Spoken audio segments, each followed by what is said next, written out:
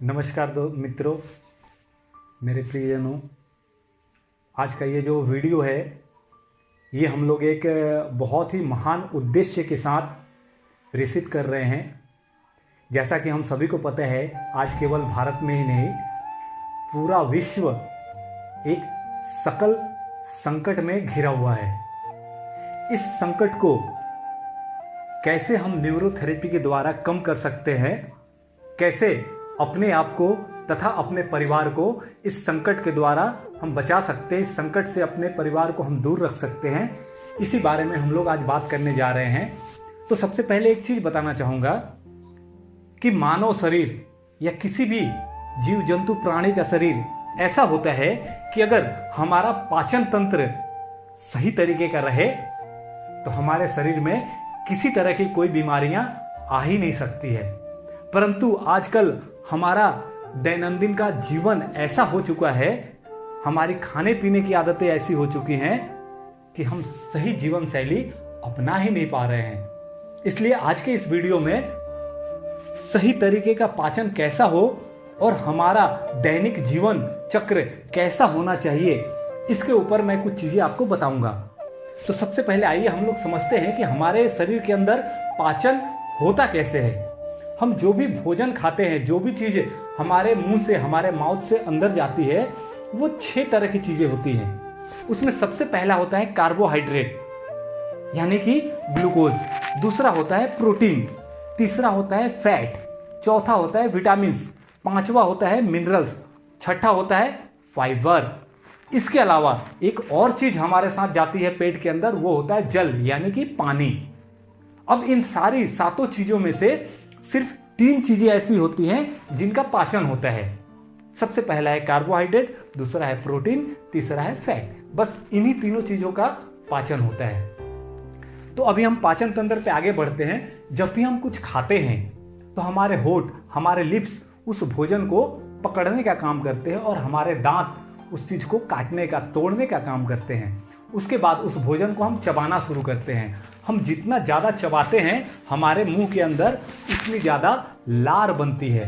हमारे मुंह के अंदर 3 जोड़ी 3 पेयर्स स्लाइवरी ग्लैंड्स, लार ग्रंथियां होती है। सबसे आगे होती है सबलिंगुअल, फिर सबमैंडिबुलर और पैरोटिड। ऐसी 6 ग्रंथियां होती है, 3 जोड़ी, जो हमेशा लार बनाते रहती है, जिसका साइंटिफिक नेम है टाइलिन या फिर उसको स्लाइवरी एमाइलेज कहते हैं। तो जब हम भोजन को मुंह में चबाते हैं उसी समय कार्बोहाइड्रेट का डाइजेशन शुरू हो जाता है। एक चीज आप ध्यान देना, हमारे घर के आसपास बहुत सारे लोग ऐसे मिलेंगे जिनको डायबिटीज की प्रॉब्लम है। और किसी भी इंसान को डायबिटीज की प्रॉब्लम है तो आप पिछले 20-30 सालों का इतिहास उसका देख लेना, वो बंदा बहुत जल्दी जल्दी खाना खाता होगा।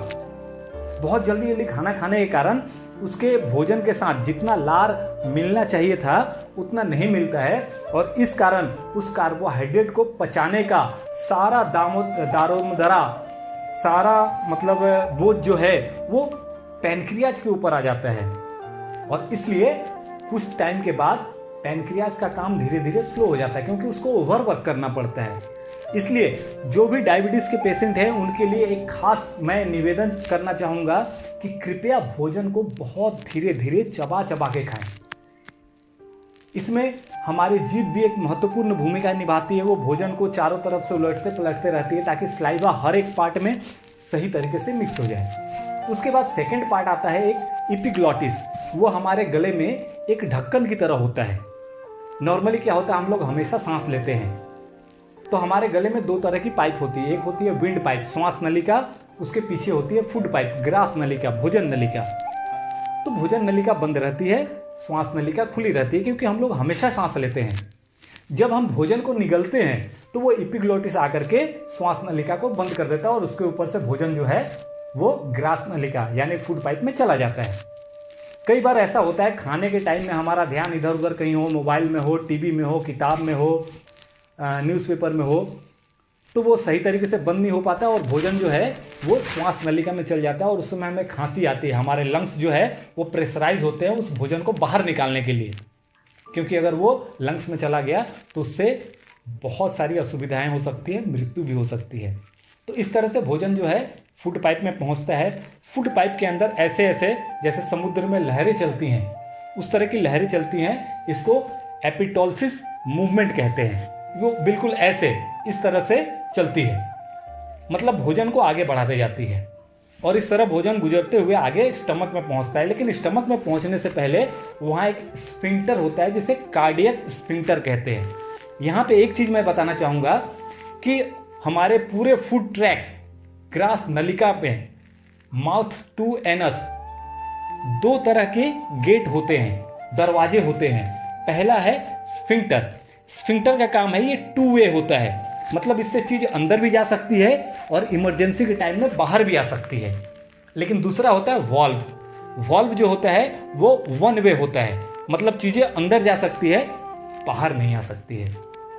तो स्टमक जहां शुरुआत होता है वहीं पे कार्डियक स्फिंक्टर होता है, वो खुलता है और भोजन स्टमक के अंदर जाता है। स्टमक के अंदर हमारा पाया जाता है गैस्ट्रिक जूस। इसमें 4 चीजें होती है। पहला होता है हाइड्रोक्लोरिक एसिड, दूसरा होता है इंट्रिंसिक फैक्टर, तीसरा होता है पेप्सिनोजेन और चौथा होता है म्यूकस। इन चारों के अलग अलग काम है। सबसे पहले आते हैं हाइड्रोक्लोरिक एसिड पे। ये हाइड्रोक्लोरिक एसिड 3 चीजों से मिलकर बना होता है, एसिटिल कोलाइन, हिस्टामाइन, गैस्ट्रिन। हिस्टामाइन जो है वो स्टमक के अंदर रहता है। गैस्ट्रिन जो होता है स्टमक के अंदर कोशिकाओं का एक समूह पाया जाता है जिसको कहते हैं जी सेल। तो जी सेल के द्वारा गैस्ट्रिन नाम का हार्मोन बनाया जाता है और हमारे ब्रेन के अंदर यहाँ पे जो बच्चों का ये नरम वाला हिस्सा होता है ना, तालू जिसको कहते हैं, यहाँ पे हमारी एक ग्रंथि होती है जिसको कहते हैं हाइपोथैलेमस। यह एसिटिल कोलाइन नाम का न्यूरोट्रांसमीटर बनाता है। जब ये तीनों चीज मिलती है तो हाइड्रोक्लोरिक एसिड बनता है। यहाँ पे एक चीज और ध्यान देने वाली बात है, भोजन करते वक्त अगर हमारा ध्यान इधर उधर रहता है, हमने अपने दिमाग को किसी और काम में लगा रखा है, तो एसिटिल कोलाइन नहीं बनेगा। आपने देखा होगा पुराने जमाने में क्या होता था, पहले घर पे वो कपड़े बिछाए जाते थे और उसके ऊपर आके हम लोग बैठ जाते थे। उसके बाद घरों में माता बहनें जो भी होती थी भोजन ला के रखती थी। तो पहले हम जब बैठते थे तो हमारा दिमाग सोचने लगता था कि अब हमें भोजन करना है। जैसे हमने भोजन को देखा, हमारे मुंह के अंदर सलाइवा बनना शुरू हो गया, हाइपोथैलेमस ने एसिटिल कोलाइन बनाना शुरू कर दिया। आज क्या होता है, खाना पहले आ गया और हमारी माँ, हमारी बहन, हमारी पत्नी आवाज देती है आइए खाना खा लीजिए, और हम उधर मोबाइल में लगे होते हैं या टीवी में लगे होते हैं और बीच में काम छोड़ के आते हैं और तुरंत खाना खाने लगते हैं।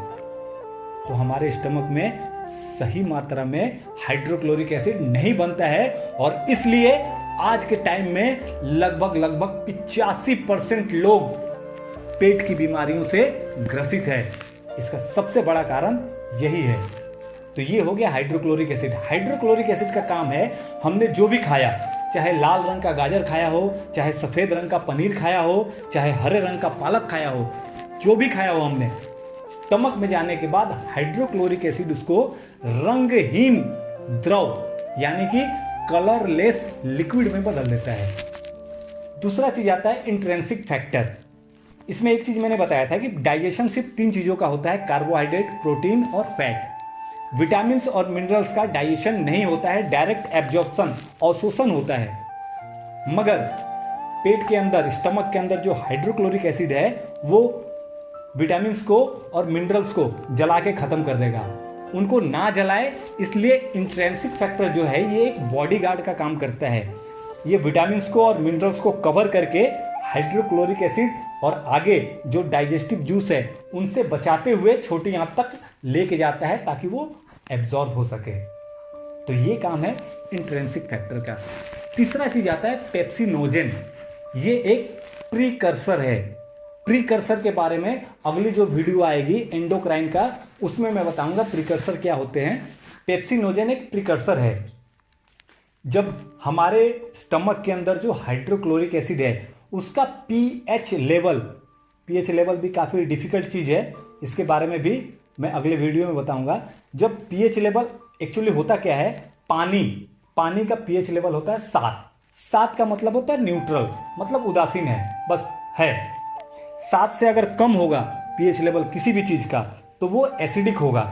7 से अगर ज्यादा होगा पीएच लेवल तो वो अल्कलाइन होगा।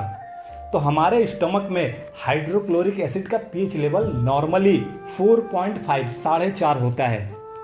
लेकिन जब हम भोजन करते हैं उस समय स्टमक के अंदर हाइड्रोक्लोरिक एसिड का पीएच लेवल 3 या 3 से कम होना चाहिए। अगर पीएच लेवल 3 से कम होगा तो ये पेप्सिनोजेन पेप्सिन में बदलेगा और ये प्रोटीन का डाइजेशन शुरू करेगा। इसीलिए कहा जाता है कि भोजन करते वक्त पानी नहीं पीना चाहिए। अगर भोजन के साथ हम लोग पानी पीते हैं तो पेट के अंदर जो हाइड्रोक्लोरिक एसिड है, जिसको आयुर्वेद की भाषा में जठराग्नि कहते हैं, ये मंद हो जाएगी, डाइल्यूट हो जाएगी और प्रोटीन को डाइजेस्ट नहीं कर पाएगी। इसलिए भोजन के साथ पानी नहीं पीना चाहिए। चौथा चीज होता है इसमें म्यूकस। म्यूकस का मतलब होता है एक कफ की तरह की रचना। अब क्या होता है कि हमारे स्टमक के अंदर हाइड्रोक्लोरिक एसिड बनता है जो अच्छी अच्छी चीजों को पिघला सकता है। हम अगर इतना बड़ा एक आलू का टुकड़ा कच्चा खा जाए उसको भी वो पिघला सकता है। तो हमारा जो स्टमक है, जठर है, क्या उसको नहीं पिघला सकता? उसको भी पिघला सकता है। उसको ना पिघला पाए इसलिए स्टमक की दीवारें जो है वो लगातार म्यूकस कफ बनाते रहती है और स्टमक में उपस्थित हाइड्रोक्लोरिक एसिड उस कफ को जलाते रहता है। अगर ये कफ का बनना कम हो जाए तो स्टमक की दीवार जल जाएगी। और बहुत सारे लोगों का आपने सुना होगा एक बीमारी जिसको कहते हैं पेप्टिक अल्सर।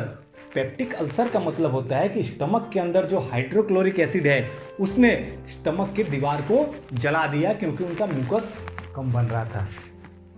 तो ये गैस्ट्रिक जूस के चारों चीज उनका काम मैंने बताया। अब जैसे स्टमक खत्म होता है डियोडिनम स्टार्ट होता है, जिसको कि हिंदी में ग्रहणी कहते हैं। डियोडिनम स्टार्ट होता है तो डियोडिनम और स्टमक के बीच में भी फिर से एक स्फिंक्टर होता है जिसको पाइलोरिक स्फिंक्टर कहते हैं। वो पाइलोरिक स्फिंक्टर खुलता है और वहां से एक छोटी चम्मच होती है ना, चाय की चम्मच, उतना लिक्विड डियोडिनम के अंदर जाता है और फिर से वो पाइलोरिक स्फिंक्टर बंद हो जाता है। जैसे वो लिक्विड डियोडिनम के अंदर गया वहां पे दो हार्मोन बनते हैं। पहला है CCK कोल सिस्टोकाइनिन और दूसरा हार्मोन बनता है सिक्रेटिन। ये दोनों हार्मोन मिलके बहुत सारे काम करते हैं। सबसे पहला इनका काम होता है, पहले तो ये पाइलोरिक स्फिंक्टर को संदेश देते हैं कि आप बंद रहना, अभी और मटेरियल नहीं भेजना, पहले इसका हम लोग डाइजेशन कर लेते हैं। दूसरा काम होता है वो पैनक्रियाज को संदेश भेजता है कि आप 3 एंजाइम भेजो। पैनक्रियाज 3 तरह के एंजाइम बनाता है। पहला है अमाइलेज, पैनक्रियाटिक एमाइलेज। पहले लार ने जो कार्बोहाइड्रेट को डाइजेशन शुरू किया था, ये पैनक्रियाटिक एमाइलेज आकर के उस कार्बोहाइड्रेट को फाइनली डाइजेस्ट करके ग्लूकोज में बदलता है। दूसरा, ये पैनक्रियाज को संदेश देता है कि ट्रिप्सिनोजेन नाम का एंजाइम है, उसको भेजो। ट्रिप्सिनोजेन पैनक्रियाज से डियोडिनम में आता है और वो ट्रिप्सिन में चेंज होता है और ये ट्रिप्सिन जो पेप्सिनोजन जिसने प्रोटीन को आधा डाइजेस्ट कर दिया था, ये ट्रिप्सिन उस प्रोटीन को पूरा डाइजेस्ट करके अमीनो एसिड में चेंज करता है। तीसरा काम, पहले तो ये पैनक्रियाज को संदेश देता है लाइपेज भेजो, खाने में जो फैट है उसको डाइजेस्ट करने के लिए। और दूसरा, ये मैसेज गॉल ब्लैडर को भेजता है कि वहां से हरे रंग का जो पित्त है, ग्रीन बाइल, वो भेजो। तो ये लाइपेज और ग्रीन बाइल मिलके फैट को डाइजेस्ट करके फैटी एसिड बनाते हैं। तो इस तरह इन तीनों चीजों का डाइजेशन पूरा होता है। यहाँ पे एक खास चीज बताऊंगा, हमारा जो लीवर है, यकृत, ये 24 घंटे पित्त बनाते रहता है, बाइल बनाते रहता है जो पीले रंग का होता है। और पर डे, एक दिन में 24 घंटे में हमारा लीवर लगभग 800 ml पित्त बनाता है। लेकिन वो पित्त को स्टोर नहीं रख सकता अपने पास, वो बना करके गॉल ब्लैडर, पित्ताशय, पित्त की थैली में भेजता है। अब पित्त की थैली बहुत छोटी सी होती है तो वो 800 ml अपने अंदर स्टोर नहीं रख सकती। तो वो क्या करती है, उसको कंसंट्रेट, गाढ़ा करती है, उसमें से पानी निकाल के अलग करती है। जब वो पीले रंग के पित्त में से पानी निकल जाता है, वो गाढ़ा हो जाता है तो हरे रंग का हो जाता है और वो गॉल ब्लैडर में स्टोर होता है। तो हरे रंग का जो पित्त है वो और पैनक्रियाज का लाइपेज, ये तीनों मिलके फैट को पचा करके फैटी एसिड बनाते हैं। अगला काम ये दोनों हार्मोन ये करते हैं, लीवर को और पैनक्रियाज को संदेश भेजते हैं। पैनक्रियाज को संदेश भेजते हैं कि आप सोडियम बाइकार्बोनेट भेजो, और लीवर को संदेश देते हैं आप येलो बाइल, पीले रंग का पित्त भेजो। ये दोनों मिलकर खाने के साथ जो हाइड्रोक्लोरिक एसिड है ना, उसको शांत करते हैं, उदासीन करते हैं। अगर ये दोनों काम ना हो, अगर हाइड्रोक्लोरिक एसिड वहां पे शांत ना हो, उदासीन ना हो, तो डियोडिनम की दीवार जल जाएगी, और इसे ही मेडिकल भाषा में डियोडिनल अल्सर कहते हैं। तो ये हो गई सारी पाचन की प्रक्रिया। यहां पे एक चीज और बताऊंगा कि हमारा जो पैनक्रियाज है ये 3 तरह के और हार्मोन भी बनाता है। पहला है ग्लूकागॉन, दूसरा है इंसुलिन, तीसरा है सोमेटोस्टेटिन। ग्लूकागॉन का काम है, अगर हमारे खून में कभी भी ग्लूकोज का लेवल कम हो जाए तो ये क्या करता है, लीवर को मैसेज भेजता है कि रक्त में ग्लूकोज का लेवल कम हो गया है। तो हमारा लीवर क्या है, शुगर को ग्लाइकोजन के रूप में स्टोर करके रखता है। तो जैसे ही मैसेज मिलता है, लीवर क्या करता है, उस ग्लाइकोजन को डाइल्यूट करके ब्लड के अंदर डाल देता है ताकि शुगर का लेवल सही बना रहे। दूसरा इंसुलिन। इंसुलिन का काम यह है कि जैसे ही कार्बोहाइड्रेट पचने के बाद ग्लूकोज बना, ग्लूकोज बनने के बाद वो ब्लड में गया, ब्लड में जाने के बाद हर कोशिका में उसको जाना है और वहां पे जलने के बाद उसको ऊर्जा प्रदान करनी है। मगर वो कोशिका के अंदर ऐसे ही नहीं जा सकता, हर कोशिका के गेट पे ताला बंद होता है और उस ताले की चाबी है इंसुलिन। जब तक इंसुलिन नहीं है तब तक चाबी से ताला नहीं खुलेगा, क्योंकि चाबी होगी तभी ताला खुलेगा। इसलिए हर ग्लूकोज के साथ इंसुलिन का रहना जरूरी है। तीसरा जो हार्मोन बनाता है सोमेटोस्टेटिन, ये एक एंटी ग्रोथ हार्मोन है। इसका काम है शरीर के अंदर कहीं भी अप्राकृतिक वृद्धि यानी कि अननेचुरल ग्रोथ हो, उसको रोकने का काम करता है सोमेटोस्टेटिन। इसलिए किसी भी तरह का ट्यूमर हो, किसी भी तरह का कैंसर हो, किसी भी तरह का अननेचुरल ग्रोथ हो, कोई भी हार्मोन जरूरत से ज़्यादा बन रहा हो, कोई भी केमिकल जरूरत से ज़्यादा बन रहा हो, उसको कम करने के लिए हम सोमेटोस्टेटिन को एक्टिवेट करते हैं। तो ये सारी हो गई केमिकल की बातें। अभी हमारे डाइजेस्टिव ट्रैक में स्टमक के बाद स्टार्ट होता है छोटी आंत, स्मॉल इंटेस्टाइन। इसके 3 पार्ट होते हैं। पहला होता है डियोडिनम, दूसरा होता है जेजुनम, तीसरा होता है इलियम। तो डियोडिनम की बात हमने कर ली। इसमें एक चीज और बताना चाहूंगा, लीवर जो येलो बाइल बनाता है, वो जब गॉल ब्लैडर में अपने पित्त को भेजता है तो वो नलिका का नाम है हेपाटिक डक्ट। गॉल ब्लैडर से निकल के जो बाहर पित्त आता है उसका नाम है बाइल डक्ट। पैनक्रियाज से जो भी केमिकल बन के डियोडिनम में आते हैं उनका नाम है पैनक्रियाटिक डक्ट। अब ये पैनक्रियाटिक डक्ट और ऊपर से बाइल डक्ट आकर के एक जगह पर मिल जाते हैं दोनों। जहां पे पैनक्रियाटिक डक्ट और गॉल ब्लैडर से आने वाला बाइल डक्ट दोनों एक जगह जहां पे मिलते हैं, वहां से कॉमन बाइल डक्ट शुरू होती है जो डियोडिनम की तरफ जाती है, और जहां पे वो डियोडिनम में एंटर करती है वहां पे एक वॉल्व होता है। जैसे पहले मैंने बताया था स्फिंक्टर और वॉल्व। तो पहला वॉल्व वहां पे होता है जिसको कहते हैं वेटर ऑफ एम्पुला, मतलब उससे केमिकल डियोडिनम में जा सकते हैं, वापस नहीं आ सकते हैं। तो ये सारे केमिकल डियोडिनम के अंदर जाते हैं, वो फूड जो आया हुआ है उसके साथ मिक्स होते हैं और फिर वहां से आगे बढ़ जाते हैं। अब छोटी आंत का सेकंड पोर्शन, द्वितीय हिस्सा स्टार्ट होता है जिसको कहते हैं जेजुनम। जेजुनम में कोई भी केमिकल रिएक्शन नहीं होता है। डियोडिनम में जितने सारे केमिकल उस खाने के साथ मिक्स हुए हैं, जेजुनम क्या है, एक रास्ता है।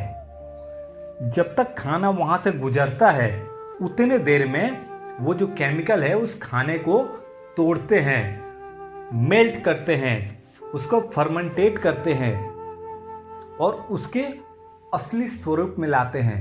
दैट मीन्स ग्लूकोज को कार्बोहाइड्रेट को ग्लूकोज में चेंज करते हैं, प्रोटीन को अमीनो एसिड में चेंज करते हैं, फैट को फैटी एसिड में चेंज करते हैं, ऐसी ऐसी चीजें करते हैं। वो जेजुनम, उसमें ये सारी चीज़ें होती हैं। और उसके बाद स्मॉल इंटेस्टाइन यानी छोटी आंत का तीसरा हिस्सा आता है जिसका नाम है इलियम।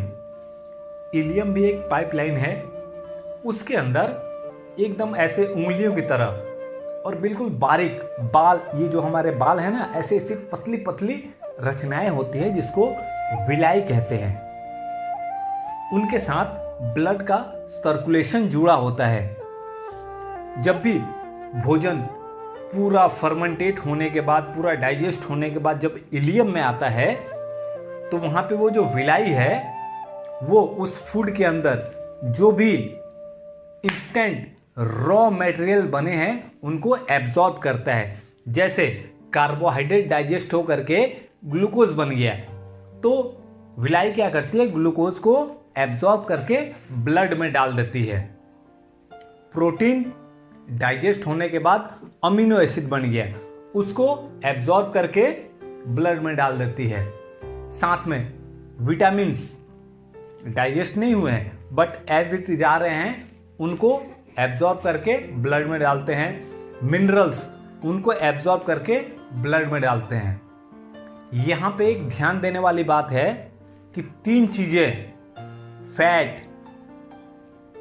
फाइबर्स और वाटर, ये एब्जॉर्ब होके ब्लड में नहीं जाते हैं। फैट डाइजेस्ट होने के बाद फैटी एसिड बनता है और वो एब्जॉर्ब होने के बाद लिम्फेटिक वेसल्स में जाता है और हमारी इम्यूनिटी पावर, रोग प्रतिरोधक क्षमता को बढ़ाता है। आज के टाइम में ना आपको कुछ भी दिक्कत हो जाए, डॉक्टर कहते हैं फैट मत खाओ, घी तेल मत खाओ, मक्खन मत खाओ। अगर नहीं खाएंगे हमारी इम्यूनिटी सिस्टम कहां से बनेगी? इसलिए फैट खाना जरूरी है, लेकिन उससे भी जरूरी है कि फैट को हम सही तरीके से डाइजेस्ट कर पाए। दूसरी बात है फाइबर्स। फाइबर्स का डाइजेशन नहीं होता है और एब्जॉर्प्शन भी नहीं होता है। फाइबर्स का काम यह है कि हमारा जो एंटायर फूड ट्रैक है उसकी क्लीनिंग करता है। सिंपल सी एक चीज़ है कि डाइजेस्ट होने के बाद बहुत सारी चीज़ें चिपचिपी हो जाती हैं, अलग अलग तरीके से हो जाती हैं और कहीं भी चिपक सकती हैं। अक्सर लोगों को कॉन्स्टिपेशन की प्रॉब्लम होती है। That means what? हमने पनीर पकौड़ा खाया, पेट में गया, मेल्ट हुआ, डाइजेस्ट हुआ और जाके स्मॉल इंटेस्टाइन में चिपक गया। अब वो बाहर निकल ही नहीं रहा है। कई बार देखा होगा आप लोगों ने कि एक बंदा पूरे 24 आवर्स में 1 किलो खाना खाता है और जब सुबह उसको निकालने के लिए जाता है तो 100 ग्राम निकालता है। आज तक यही नहीं पता चला कि 900 ग्राम जाता कहां है। वो 900 ग्राम हमारे इंटेस्टाइन में चिपक जाता है और उसको बाहर निकालने के लिए हमें फाइबर्स की जरूरत पड़ती है। और last but not the least, water, पानी। ये हमारे डाइजेशन के लिए बहुत जरूरी है। हम सबने बचपन से सुना है जल ही जीवन है। सुनते हैं और बस सुनते हैं, करते कुछ नहीं है। और सबसे बड़ी बात बताऊं, प्लीज आप लोग बुरा मत मानना, हम लोग ना पानी के साथ सबसे बड़ी ज्यादती करते हैं। हम अपने लाइफ में पानी का सही इस्तेमाल नहीं करते हैं। हमें भोजन के साथ पानी नहीं पीना चाहिए, हम पीते हैं। खाना खाने के बाद आधे घंटे तक पानी नहीं पीना चाहिए, हम पीते हैं। रात को हमें प्रोटीन नहीं खाना चाहिए, हम खाते हैं। और अगर खा लिया तो कम से कम 3 घंटे तक पानी नहीं पीना चाहिए, हम पीते हैं। तो आप सोचो, जल जो हमारे लिए जीवन है, हम उसको कितनी बुरी तरीके से यूज करते हैं। तो एक छोटी सी बात बताना चाहूंगा, आप लोग आगे भी मेरे चैनल के साथ जुड़े रहना। इसमें ऐसी छोटी छोटी जो चीज़ें हैं मैं बताऊंगा, और प्लीज़ आप अपने लिए और अपने परिवार के लिए इन चीज़ों का पालन करो। बहुत बहुत फायदेमंद रहेगा। खैर, आगे बढ़ते हैं। जैसे सारी चीज़ों का एब्जॉर्प्शन हो जाता है, फिर वहाँ पे दूसरा एक वॉल्व आता है। जैसे पहला वॉल्व बताया था ना मैंने, वेटर ऑफ एम्पुला डिओडेनम में। फिर जैसे छोटी आंत खत्म होती है, बड़ी आंत शुरू होती है, वहाँ पे एक वॉल्व होता है, इलियोसिकल वॉल्व, उसका नाम है इलियोसिकल वॉल्व। आप चाहो तो गूगल पे भी इसको सर्च कर लेना। इलियोसिकल वॉल्व से होते हुए वो जो बचा हुआ अवशिष्ट पदार्थ है, मल जिसको कहते हैं, जिसमें से सारा चीज एब्जॉर्ब हो गया है, वो अब बड़ी आंत में जाता है। जैसे वो बड़ी आंत में जाता है तो बड़ी आंत का पहला हिस्सा होता है अपेंडिक्स। अपेंडिक्स का काम है वो जो मल आया है उसको इंस्पेक्शन करना, निरीक्षण करना, उसमें कोई खतरनाक चीज तो नहीं है। अगर कोई खतरनाक चीज है तो अपेंडिक्स क्या करता है, उसको एब्जॉर्ब करेगा और इन्फ्लेम्ड, स्वेलिंग हो जाएगी उसमें, जिसको अपेंडिसाइटिस कहते हैं। पेट में इधर दाहिनी तरफ दर्द होना शुरू हो जाता है, डॉक्टर कहते हैं अपेंडिक्स में स्वेलिंग आ गई है, पक गया है, अब ऑपरेशन करना पड़ेगा। क्यों पक गया है? क्योंकि उसने कुछ गलत चीज को अपने अंदर खींच लिया है। अगर ऑपरेशन कर देंगे तो आगे से वो नहीं खींचेगा, फिर आगे से वो जहर आपके बॉडी में घूमते रहेगा। इसलिए ऑपरेशन नहीं करवाना। अगर अपेंडिक्स में इन्फ्लामेशन आ जाती है तो उसको ठीक करने की कोशिश करना, क्योंकि उसने आपके भले के लिए उस जहर को अपने अंदर खींच लिया है। उसके बाद आता है बड़ी आंत का हिस्सा। बड़ी आंत के हिस्से में 4 चीजें होती है। सबसे पहला होता है असेंडिंग कॉलम, ऊपर, उसको कहते हैं आरोही बृहद आंत्र, मतलब ऊपर चढ़ने वाली बड़ी आंत। इसमें क्या होता है, वो भोजन का जो मल बचा हुआ है वो ऊपर की तरफ जाता है।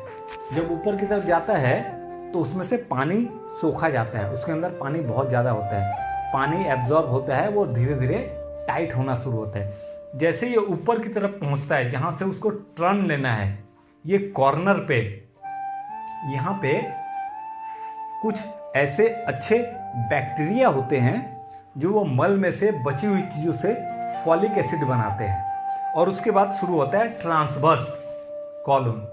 ये ट्रांसवर्स कॉलम में आने के बाद, इसके पहले तक हमारे भोजन का कोई रंग नहीं था, कोई आकार नहीं था। यहां आने के बाद उसको रंग मिलता है। हमारे खून में आरबीसी होती है, रेड ब्लड सेल, जिसकी जिंदगी होती है 120 दिन। जिस आरबीसी का 120 दिन पूरा हो गया, हमारा स्प्लीन यानी प्लीहा यानी तिल्ली उसको मार देता है 120 दिन जब पूरा हो गया तो, और उस डेड बॉडी को लीवर में भेज देता है। लीवर क्या करता है, उसके अंदर एक केमिकल होता है बिलीरुबिन, उसको अपने अंदर रख लेता है, और बाकी जो डेड बॉडी है उसको साइड में रखता है।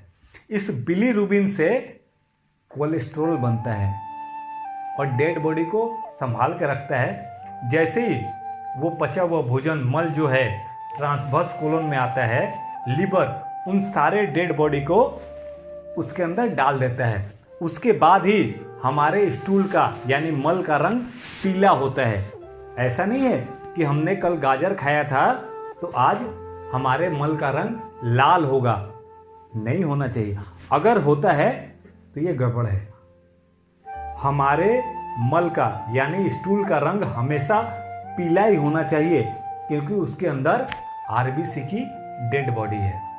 तो ये ट्रांसवर्स कोलन से जैसे ही होके गुजरता है तो हमारे मल के अंदर एक कलर आता है, डार्किश येलो एंड ब्राउन।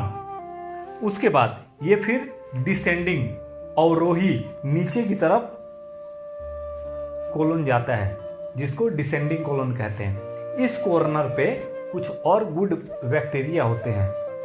ये उस मल में उपस्थित चीजों से विटामिन B12 बनाते हैं। और उसके बाद जैसे ये मल नीचे की तरफ जाता है वहां से पानी और सूखा जाता है। एसेंडिंग कोलन में पानी ज़्यादा है, इसलिए ये हिस्सा अल्कलाइन होता है। इस हिस्से में पानी कम है, इसलिए ये एसिडिक होता है। यहां से मल होते हुए सिग्मॉइड कोलन में जाता है। सिग्मॉइड कोलन का कुछ अलग से फंक्शन नहीं है, वो बस समय प्रदान करता है ताकि रेक्टम जब खाली हो जाए तो ये मल को वहां भेजा जाए।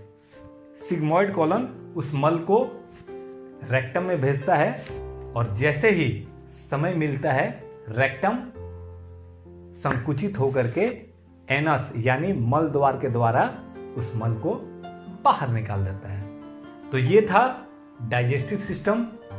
उम्मीद करता हूं आप सबको ये समझ में आया होगा, और अगर कहीं भी कोई दिक्कत आए तो निसंकोच आप मेरे से संपर्क कर सकते हो, मुझे फोन कर सकते हो। मैं हमेशा आपके साथ रहूंगा। नमस्कार।